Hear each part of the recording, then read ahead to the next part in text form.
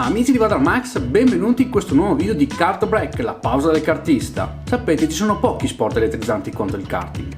Puro divertimento, sia che lo proviate una sola volta nella vita, sia che diventiate degli addicted pronti a girare in pista non appena avete un pomeriggio o una serata libera. E buona parte del divertimento e del brivido è dato dal fatto che su una pista da kart non solo è permesso andare il più veloce possibile, ma anzi si viene incoraggiati a farlo. Guidare un go-kart è molto diverso dal guidare la vostra auto, per quanto veloce e potente questa possa essere. Sedendovi al volante di un kart rischiate come tutti di incorrere in alcuni errori molto comuni che possono compromettere seriamente la vostra ricerca della velocità. Imparate a evitare queste trappole, sarete sicuri di poter battere i vostri amici o addirittura di porre delle basi solide su cui costruire la vostra carriera nel motorsport. Per cui è giunto il momento di vedere i 7 errori da non fare alla guida di un kart. Numero 1. Muovere le mani sul volante. Lo stezzo di un kart è diverso da quello delle vostre auto e di base molto più sensibile, per cui prima regola: tenete le mani saldamente sul volante nella classica posizione delle 9 o 15 e non mollatelo mai. Questo vi permetterà non solo di controllare con più precisione il kart,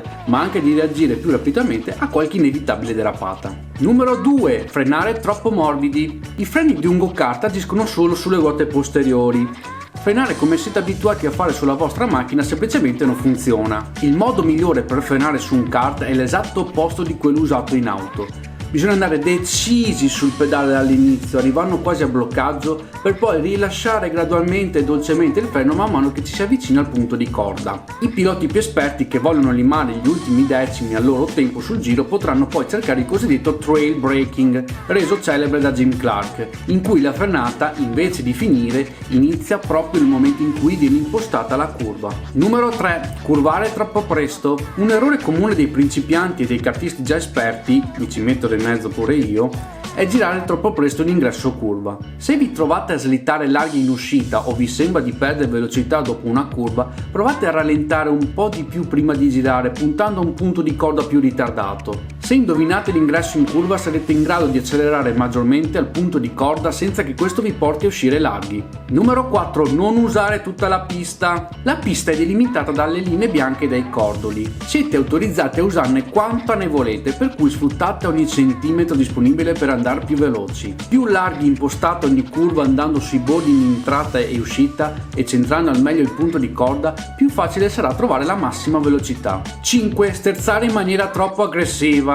Nei kart la precisione è la chiave per essere veloci e avere uno stile di guida dolce è la strada migliore per riuscirci. Molti piloti inesperti tendono invece a sterzare bruscamente, provocando il patinamento dell'anteriore. È il cosiddetto sottostezzo che fa sì che il kart tenda ad andare dritto. Quando dovete girare con un kart, agite sullo stezzo dolcemente e gradualmente, senza prenderlo di sorpresa. Immaginate che lì nel kart ci sia una tazza di caffè che non volete rovesciare. Ecco, questo è l'esempio di come dovete fare. Numero 6. Non guardare abbastanza lontano. Guidare un kart per le prime volte può comportare un sovraccarico sensoriale notevole. I kart sono molto bassi e vicini al suolo, da lì tutto sembra 2 volte più veloce e la tendenza naturale è compensare questa sensazione guardando solo i pochi metri davanti al kart. Riuscire a guardare più lontano fa sì che tutto sembri accadere più lentamente perché il cervello ha più tempo per processare quel che succede. Dovrete sempre riuscire a guardare il passaggio successivo a quello in cui vi trovate. Per esempio, mentre frenate dovreste fissare lo sguardo sul punto di corda,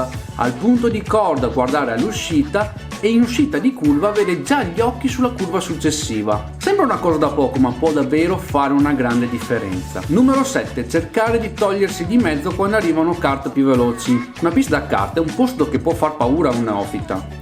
A peggiorare la situazione ci sono i piloti esperti che vi sfrecciano accanto a velocità che sembrano irreali. Ricordatevi che girano da molto più tempo di voi e non c'è motivo per cui un giorno con la pratica e l'esperienza non possiate essere altrettanto bravi o anche di più. Fino a quel giorno però ignorate i kart che vi sorpassano. È più sicuro che vi concentrate sulla vostra guida e lasciate che siano loro a preoccuparsi di come passarvi. Per gli altri è più facile e prevedibile capire cosa fare se voi seguite la vostra normale traiettoria, mentre può diventare tutto più complicato se invece decidete di buttarvi da una parte per lasciare spazio. Inoltre, continuando a guidare come dovete, potete osservare meglio le mosse dei piloti più esperti e capire cosa state sbagliando e come migliorare. Questi erano i 7 errori più comuni che i principianti fanno alla guida di un kart. Adesso che li sapete, vedrete che andrete molto più forti in pista e vi divertirete ancora di più. Se questo video vi è piaciuto, invito ad iscrivervi al canale, a lasciare un bel like, a commentare qui sotto e a passare a tutti i social che trovate in descrizione, Facebook e Instagram.